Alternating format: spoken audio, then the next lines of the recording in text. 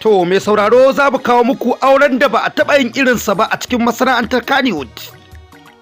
Ma'ana dai wasu aure guda biyu wanda aka taɓa yi a cikin masana'antar Kannywood wanda ba a taɓa yin aure irinsu ba. Da farko dai za mu kawo maka auren Maijidda Ibrahim, auren da ba a taɓa yin 'yan masana'antar Kannywood ta samu nasarar yin aure ba. Ma'ana dai ta aure ɗaya daga cikin manya-manyan hadiman sarki, a iya cewa jigin sarki, wato kinship kenan. Ma'ana idan aka ce kinship, jinin sarki dan gidan Ado Bayero. Wannan jaruma ta fito a cikin fim da aka yi wakar dan mazari mazari na mazugal, dan mazari mazari mai sigal, dan mazari duba duba. An ci rawa a cikin wannan waka.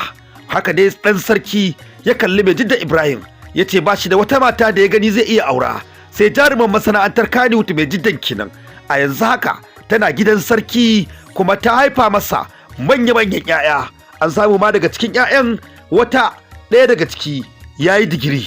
Wannan lokacin da aka yi rasuwar Ahmad S. Nuhu yau shekara 19 kenan yaron nan ta je da shi a kafaɗa. Haka muka gan shi a ɗan jinjiri ta je da shi gaisuwar Ahmad S. Nuhu. A yanzu haka kuma ya zama babban mutum. Sai kuma za mu kawo muku aure na biyu wanda aka yi a cikin masana'antar Kannywood wanda shi ma ba a taɓa yin irinsa ba.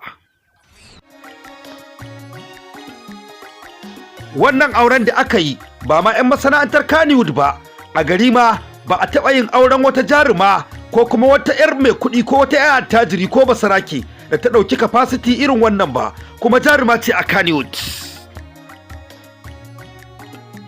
Shi ne zai kasance a shirinmu na gaba.